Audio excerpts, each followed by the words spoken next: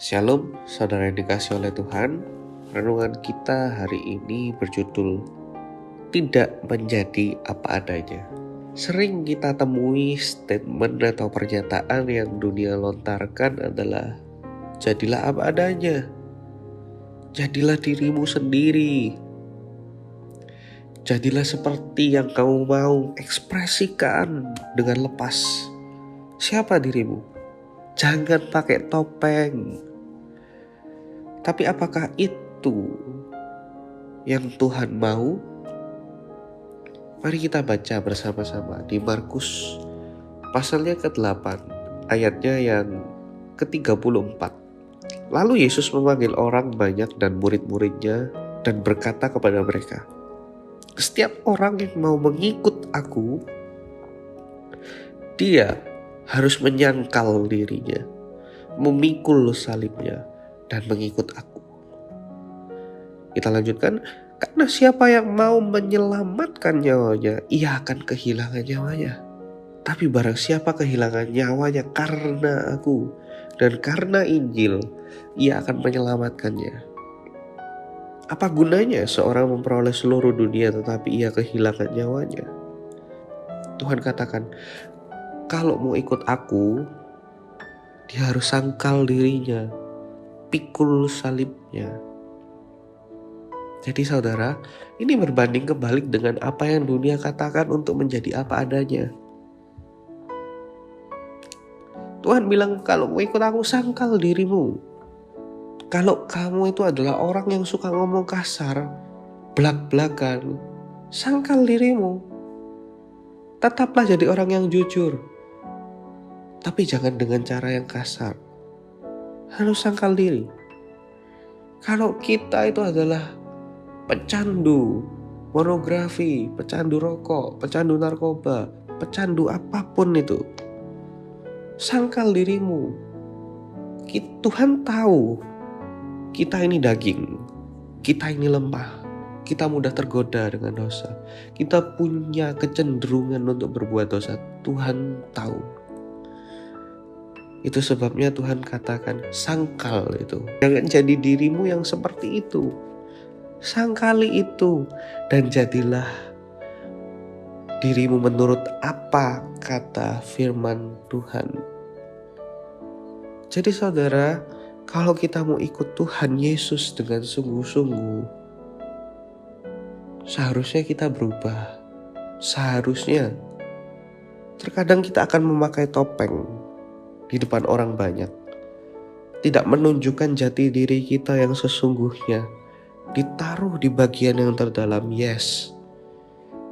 Kalau itu sesuatu yang buruk dan tidak memberkati dan menjadi batu sandungan untuk orang lain, kalau kita mau ikut Tuhan, sangkali itu.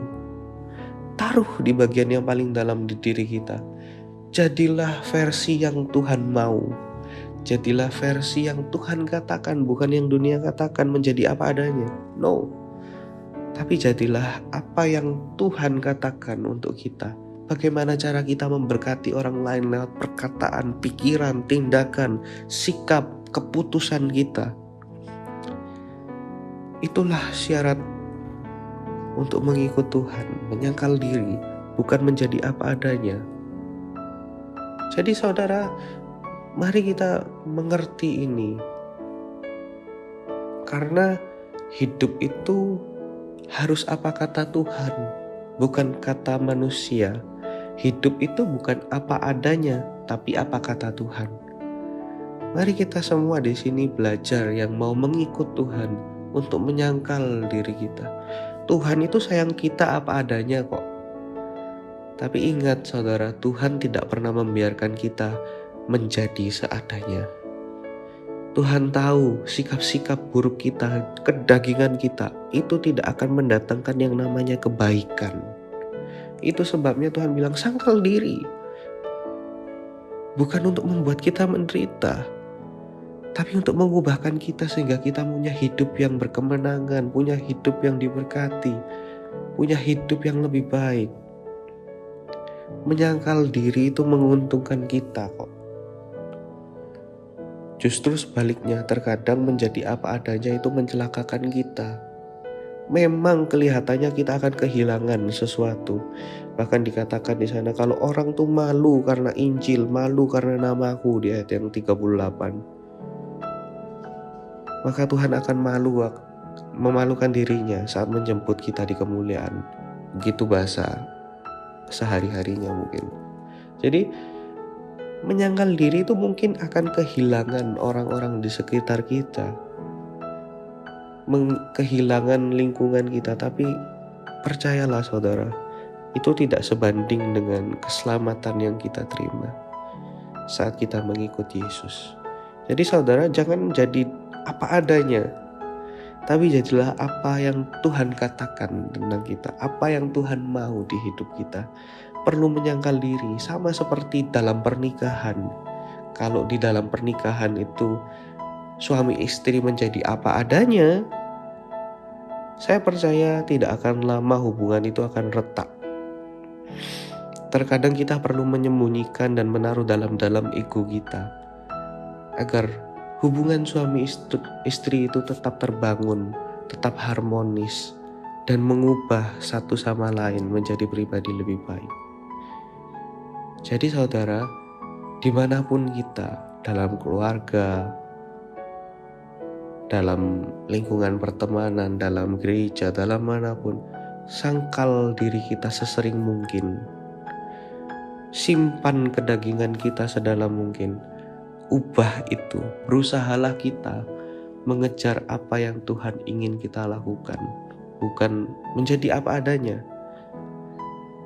Jadi saudara, mari kita bersama-sama menyangkal diri kita dan mengikut Dia, sehingga kita ini bisa menjadi berkat buat banyak orang dan menyelamatkan banyak jiwa bersama dengan Tuhan. Amin. Tuhan Yesus memberkati.